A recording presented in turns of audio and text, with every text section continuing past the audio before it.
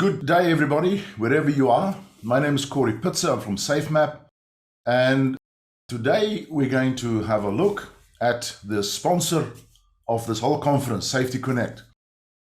And the sponsors are a very large company. It's called Anglo-American. It is one of the largest mining companies in the world, and a company that I personally have a lot of experience with and enjoy the true dedication that this organization has on safety. And this sponsorship is just showing just how serious they are on safety.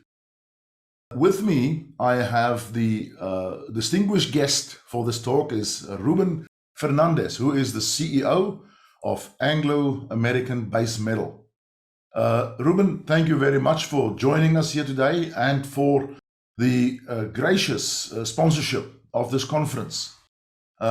If we can start just a little bit about yourself, just if you could tell the audience just who you are, your role in the company, and your position, etc. Okay, thank you very much, Corey. Very happy to be here, and good day to everyone.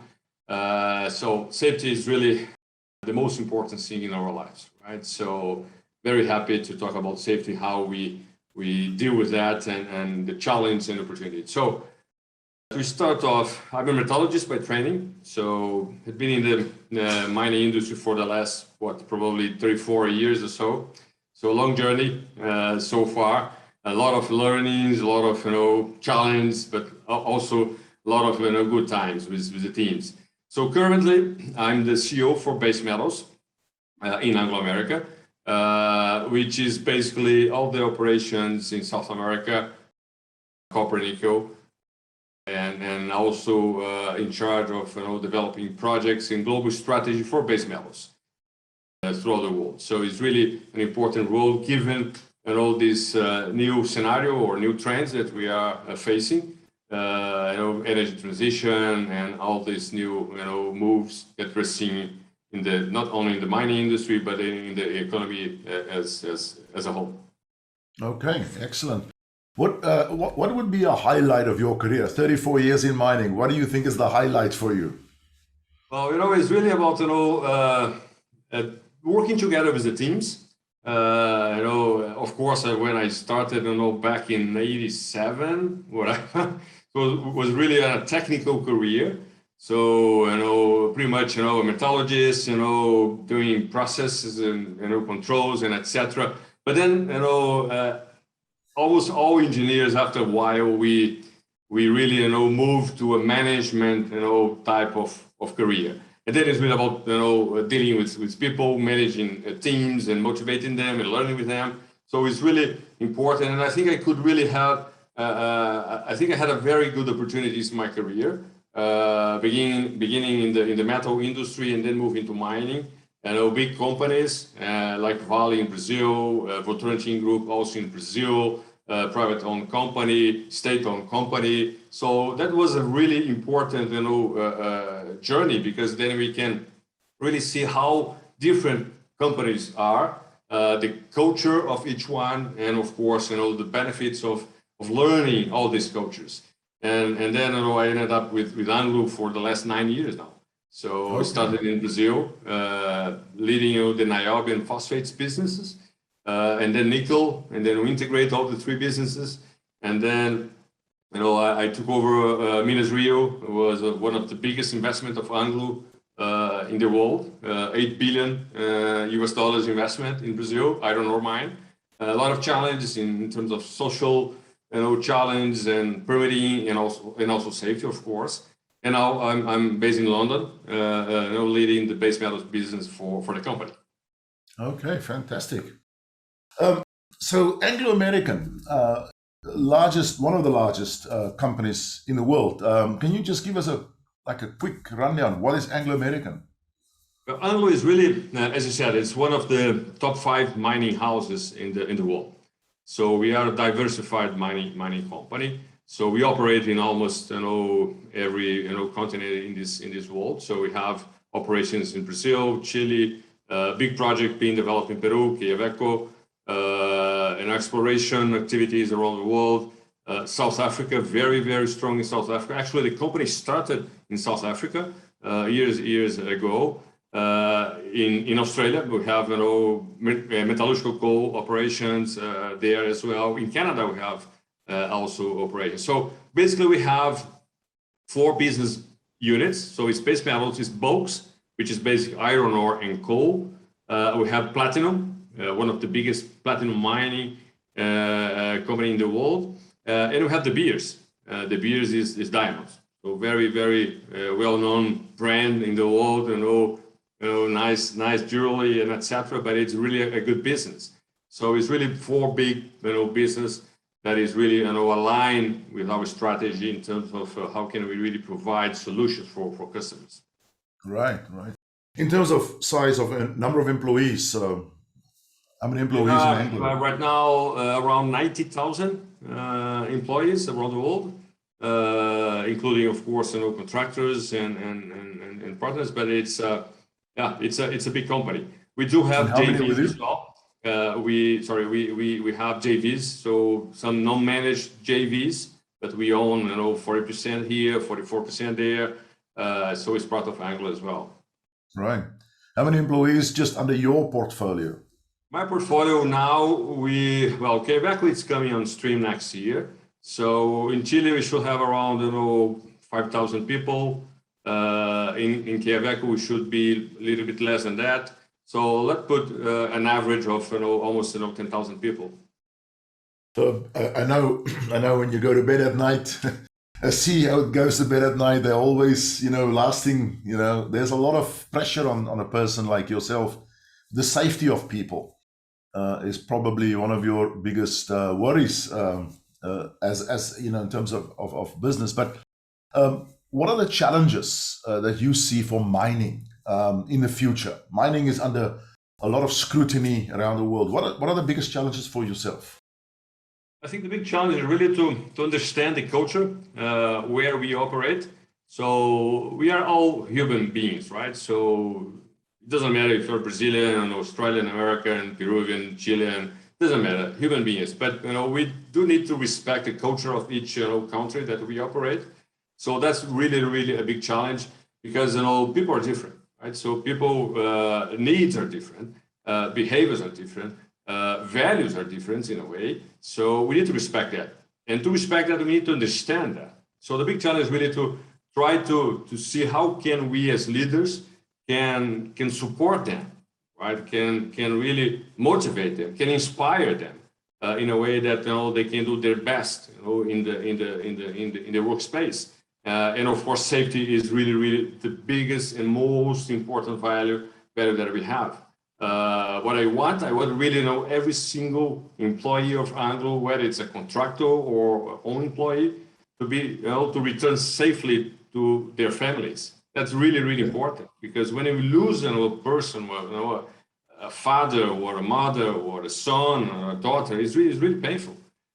So we as leaders, we need to make sure that we do our best to support the team, to understand that, to play their role as well. But we need to give them the conditions to play their role.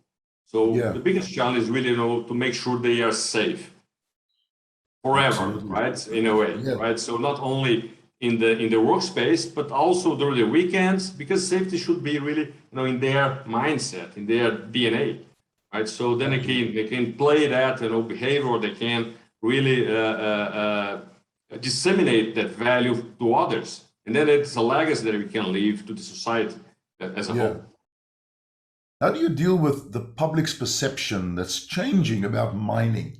We've seen around the world, the younger generation, for instance, they some of them, I've seen views of, we don't really need mining, it is, but how do you deal with that kind of shift in perception? Yeah, mining, it's an old industry, let's put it this way, right? So we have mining 3,000 years ago. I know, since the first human beings trying to really to do some tools in copper or iron.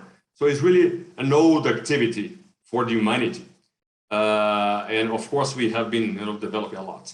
But recently, unfortunately, I think because of the big accidents that we had in Brazil, specifically, not only in Brazil, in Canada, we had a very important tailings dam accident and etc. I think the perception of the society is really not good. And why? Because I think mining, one, we are not in the past. I think we didn't communicate well the purpose of each company or the things that we did for the society. So that was really, I think, our fault as an industry. Lack of proper communication and lack of proper engagement as well with the communities and stakeholders. So we tried to do something good, but for our eyes. And so I think we need to listen more to the stakeholders. So that's really the way to change the perception. So let's listen to them. Let's work together with them. Let's really respect their values and apply technology. I think technology and innovation is key for this industry. We are lagging behind other segments in terms of implementation of technology. To mine it in a different way, safer, of course, but using less energy, less generating less waste. Really important, because that's really the difference that we can make to the society. Because mining will be there, for the next 5,000 years. Now we need all metals, and now even more because of the electric vehicles, and green energy. We need copper, we need nickel, we need iron ore, and we need stainless steel, of course. Now we need all these metals. So we need to be responsible and do the right thing. Yeah. If a person just think about mining, everything in the cell phone is mined somehow. And exactly. Okay, so if you want to give up mining, give up your cell phone. Yeah, if you look around you, everything is mining. Even glass or your food. You need fertilizers, right? You need phosphates, you need potash. So everything is about mining. So, absolutely. But in a way, this demand, of course, doesn't allow you to do things in the wrong way. We need to do it the right way, right? So that's very important. No, very true, very true. You talked about technology, new technology, and automation and things like that. How is Anglo and your organization, Base Metals, how are you embracing new technology like automation? I think Anglo, without any comparison to our competitors, but I think we are ahead of most of the mining companies in this area. And why? Because when we launched our purpose, some years ago, and it's really a strong and robust purpose, which is reimagining mining to improve people's life. So that's really powerful, right? So think about the meaning of this expression. It's not only an expression or a phrase, a sentence that put on the wall. It's really something that we need to live on. So in order to really to improve people's life, we need to apply technology. We need to change the perception of society that we just mentioned with innovation. So again, it's really applying digital tools or AI or whatever we can apply.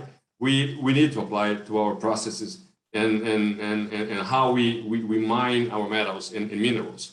So I think Anglo is really ahead of the others in this sense. We have an initiative, that's called Future Smart Mining, which is a trademark. It's really about applying these new processes. So it's new patents, it's new technologies in a way that we are going to use less water or even no water, less energy, less waste, really to change the perception of the mining industry.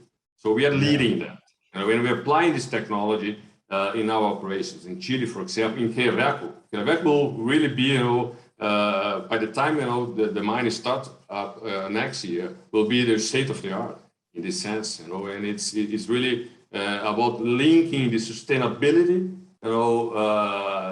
in the mining space as part of the strategy. It's not only a program; it's really the strategy of the business. We need to do that.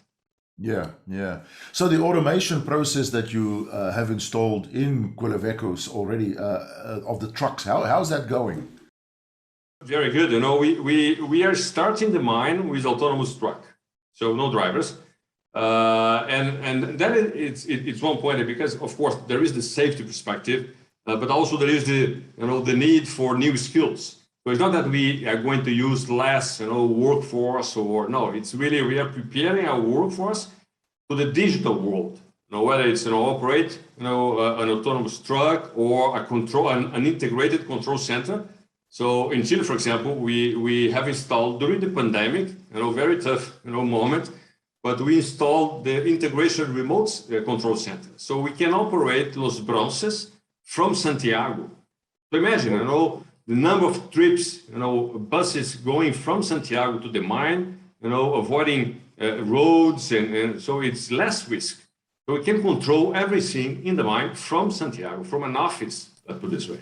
So that's fantastic. And the operators, they couldn't believe when I'm here controlling a shovel, or I'm here controlling, yes, you are. So we are not going there. So it's really that kind of strategy that is important to apply in our business plan, in our strategy.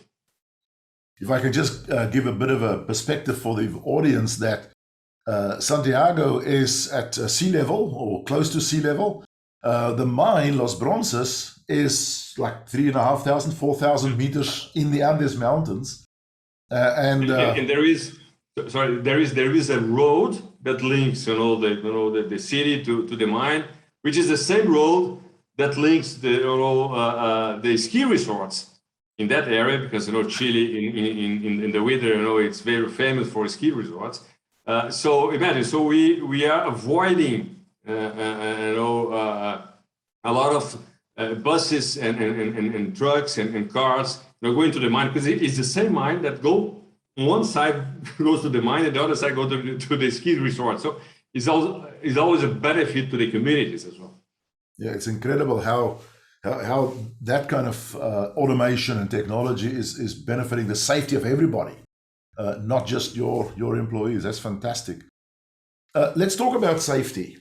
This is a safety conference, and as I said, this is one of the largest safety conferences in the world these days that we are on now.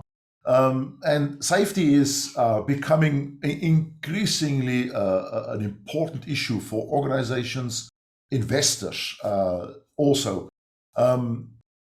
What is your vision? If we ask your employees, why does Ruben Fernandes want to be safe? What do you want them to say? What do you think they'll say? I think it's as I mentioned, safety is the most important value, right? That we have and that I have.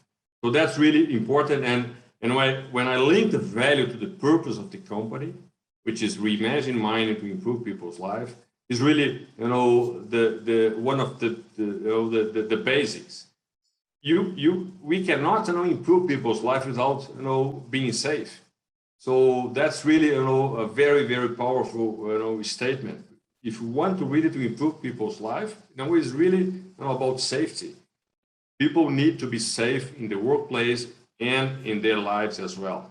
So that's really important for me, because we need to go beyond. I need to go beyond that, right, and try really to disseminate that concept to everyone. That's my legacy that I can leave behind. So how can I influence my team, all the workforce, but also the communities to live this value about safety? So that's really important, because I care. So if I care, the other will care, and then we help each other to be safe. So I think life is a treasure, right? I think it's a blessing that everybody was given, for some reason. So let's protect our life, and let's coach others or teach others to protect their lives and their beloved as well. So I think that's really something important to understand. Well, has there been a time or an event in your life that affected your views, your values about safety, that changed things for you about safety, essentially? Absolutely. I think we talk about safety, in the university, and then it's always this traditional, approach and etc. But when you leave, a fatality in, from an employee or a contractor, as part of your, accountability is really, really tough. So I think what really changed my mindset, my behavior, my, focus, and, and really try and raise the bar in every single moment in my life, how I managed, the team, is really when I faced my first fatality. It was in another company, it was not in Anglo, but was really tough. Was in Brazil. I was actually working in Peru, and I needed to flew from Peru to Brazil, like overnight, because I really wanted to be there with the team, and it was awful. It was really, really an awful fatality. And then what really shocked me was really the family.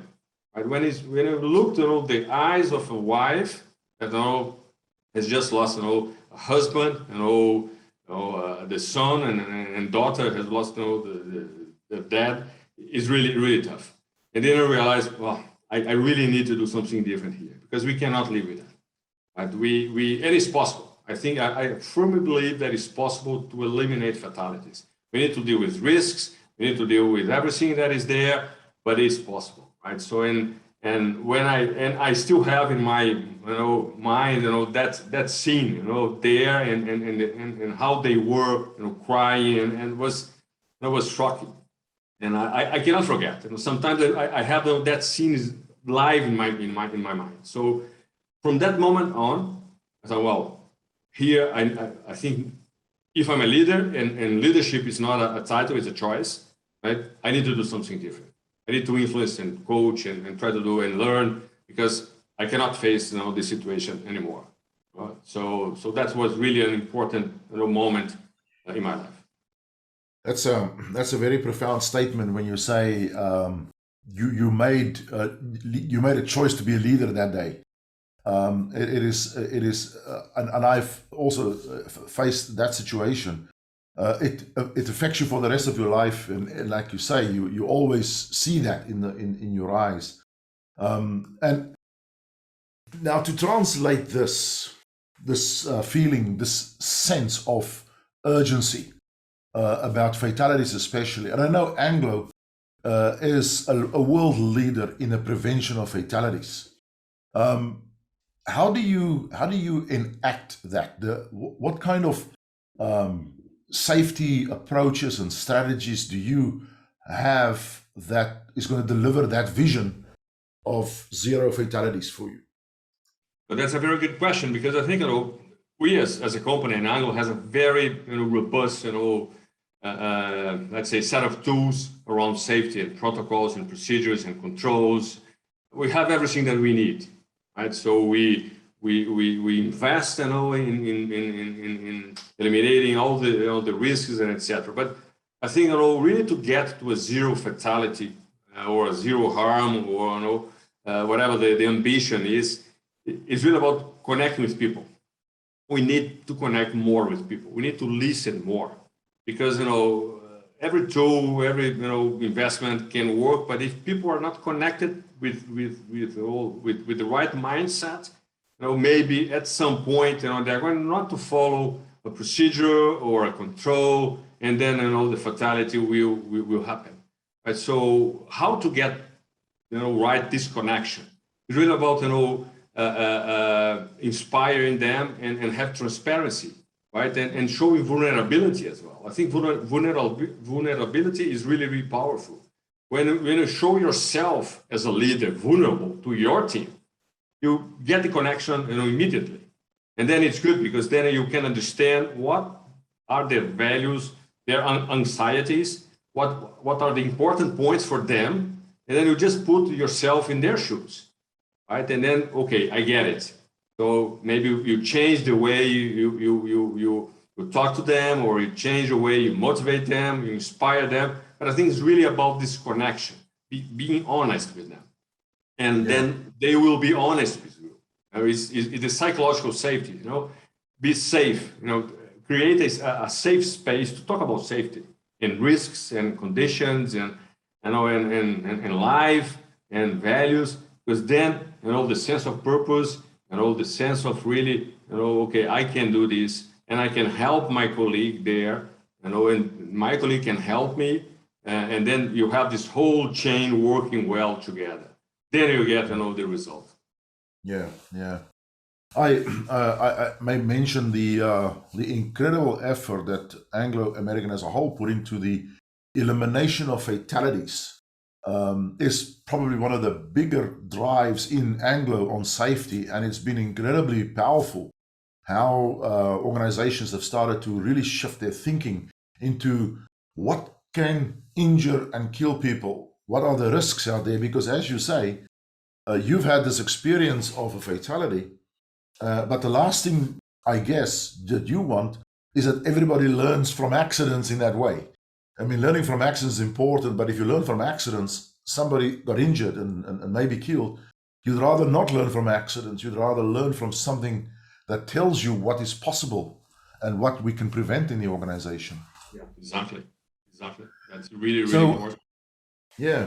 On that topic, how do you ensure that the people in the leadership in your organization, that they buy into this care for employees as the central value of safety? Not having had an experience like you, and you want them to buy into this, how does that transform into the organization? I think it's about consistency. Yeah? You really need to talk about safety and this safe space, to openly and honestly talk about issues, problems every day. Because then the team or the leaders, they can really do the same with their teams. And then because it's not only the management team that will solve everything in a company regarding safety, it's really everybody, the supervisor with their teams or the crews at site. If you have this connection, if you create this safe space with consistency, right, and putting safety always in first place. Everything that you do, let's think about safety. Let's stop a minute here and think about risks. Because we have a tendency really to underestimate risks, whether it's a condition or whether it's a new equipment, and improvisation. It's another issue. We tend really to try to do things that is not well organized, or you didn't think about that before. So if you have this connection, again, I'm back to the connection, right, between human beings, and its consistency, and really create a safe space, because we face risks and we face problems every day in our lives, right? Every day. Yeah. It's impossible not to do that, right? So if you go to a supermarket, you probably will face some risk, crossing the street or whatever. If you go to play a soccer game, you face some risk. If I do my karate that I like, I'll face some risk. If you go to work, you face some risk. So risks are there. It's really not to underestimate them, and try to be alert all the time, with a different eye, and not be too confident. I'm 34 years in the mining industry. I can go and safety. It's a journey that never ends. It's really every single day, every single second, if you like, you need to think about safety. If you can, really send this message to your team, and this become really a consistency pattern, and then I think you are in a much better space if you have the technology together, if you have all the tools and procedures associated with that. Then you have the perfect structure or frame in order really to beat this fatality or lack of safety environment. I know that, as you said earlier on, that Anglo is really preparing for the future with a whole approach, future smart. But just in this time, into the next, say, next 5 years, there's already a whole new set of challenges coming our way, post-pandemic, etc. Do you have a systemic approach to change the organization into this future view? Yeah, absolutely. I think Anglo is prepared for that in a way. I think the pandemic show us that it's possible to do things in a different way. right? So, and I think we broke a lot of paradigms. We are working from home, we are having seminars, online and websites and whatever. And the teams are doing a different work as well. So I think, the sense of urgency has changed. And when I say urgency, it's not about, doing things fast. It's really doing the right thing in the right time, right? So that's very, very important. So it's really about understanding the right priorities, right? So I think when I look to all these futurist market and technology and innovation in Anglo, everything is around safety. So how can we have this, automation that will really prevent, a person to be exposed to a risk? So I think it's really applying that mindset in all the developments that we're doing. And then you start right from the scratch. That's really important, because otherwise we will think about the process before. I'm going to increase, the recovery, the metallurgical recovery, or I'm going to increase the grade. No, let's think about safety first. Is this technology really be important for decreasing the risk in the workplace? Yes. So let's do that.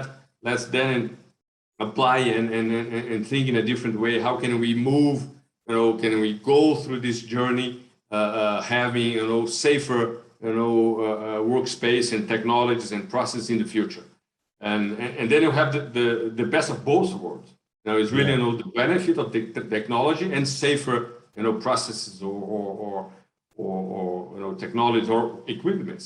I think we are in the 2021 already, right? So 9 years from now we are 2030. The humanity is I think we have developed a lot of new technologies and there is everything available. It's impossible not to have something that can really prevent this type of risks in the future. But we need to have the right approach. Otherwise, it's going to be only machines and AIs, and then the risk will still be there. So association, mindset, and human being connection first, and then of course technology and innovation. It's almost like when JF Kennedy said they're going to put a man on the moon. They also said, but we don't have the technology yet. We still have to develop that. But that's the vision, that's the goal, and we will make it work on the way there. So pretty much the same thing that you say there. You will get there, but that the challenges are there.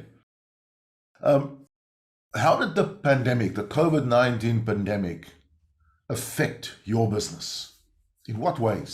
Yeah, well, the pandemic was a surprise for everybody, right? So from one day to another, from a Friday to a Monday, everybody was in lockdown. I remember in 2020 in March, I was visiting Quellaveco and then Chile with the chairman of the company, and then just 2 days after lockdown, and since then I could not travel again, and I really miss put my hat on, my my boots. But I think, in a way, I think was I always think that everything has a purpose in life, right? So I think the pandemic showed the humanity that you guys need to take care of each other, right? So I think that was really the purpose of this pandemic in a way, because I think created a huge wave of well-being of good in the world. And in our business was not different. I think we could move fast and try really to avoid risks for our people. So we changed the way to operate in Chile, very fast. We decreased people at sites in our camps to avoid contamination, etc. So I think it was really applying the unthinkable, and having the discipline to deliver maybe the impossible, because in a way we didn't have any impact in our production in 2020. Was amazing because we could do things differently. Of course, the governments applied some restrictions here and there, and then was not only an Anglo thing, but when we could operate, we operated well with all the protocols. We protect all people. We implement tools. The mindset, and most important, I think was really caring, about our people, and really the mental health was something very, very important to look after, because was something very different for everybody, and people have different sensibilities, right? Sensitivities, right? Some people they really absorb pressure in a way, others they don't. So you need to understand that. You need to perceive that, and working from home or via Teams or Zoom, you need to really to help your team to deal with that situation, because it's a stressful situation. But I think we navigated very well. We still today we have calls about the pandemic every single week, Tuesday and Friday, with our global CEO, with everybody, all the leaders. We talk about our people, we talk about vaccines, we talk how can we help communities, how can we engage with government. So I think it's this new normal that I really don't believe in new normal. I think I believe in new scenarios, and how can we adapt to new scenarios. Well, last year, this year is the pandemic. Maybe 5 years from now, it's another thing. It's another pandemic, or it's a war, or it's another financial crisis. We don't know. We need to adapt to that. And then, but if you have this trust, if all the workforce really believes in you, in having the trust with the company, then I think you can really deal with the crisis in a much better way. Always, it's a little bit cliche, but always there is opportunity in a crisis, right? So I think that's it's really not the environment that defines your outcome. It's really your consistency, your values, and then you define your outcome, even in an external thing like COVID. Right? Fantastic. Is it a correct statement to say that Anglo, yourself, your organization, has actually come out more resilient on the other side of the COVID pandemic, and still building that resilience? Still be because we are in the different situations around the world, but now is all the vaccines, but we don't know yet, right? Next year COVID will still be there, but we understand the impacts and the risks.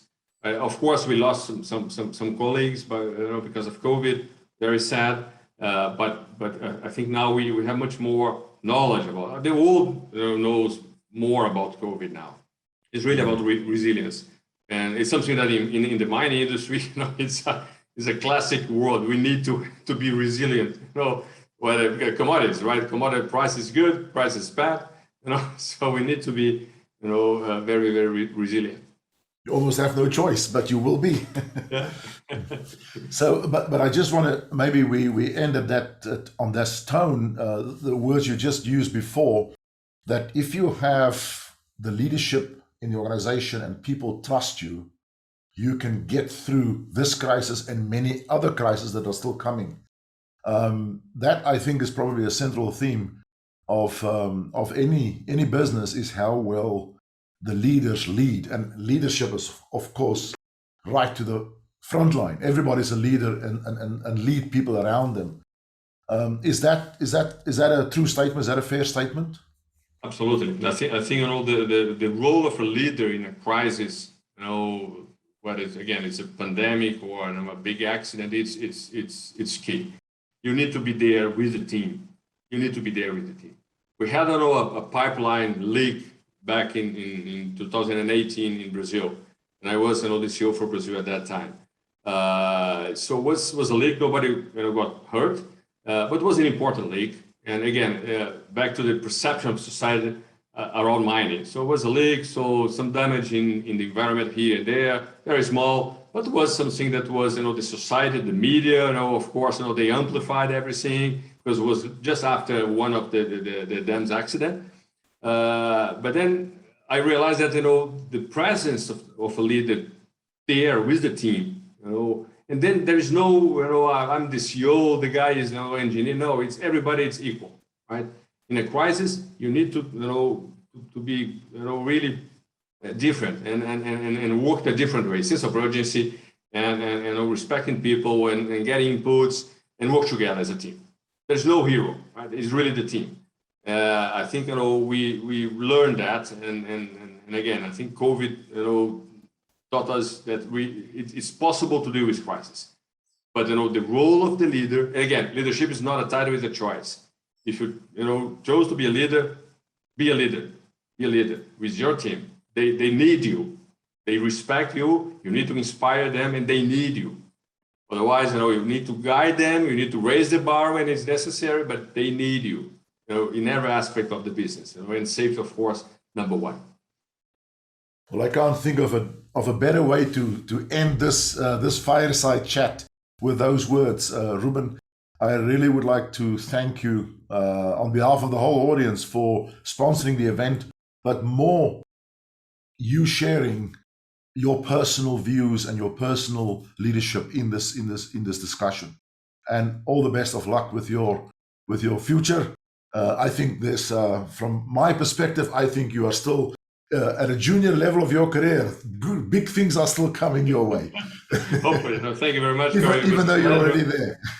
And I hope the audience like the chat. Very good. Thank you very much. Appreciate it. Thank you very much.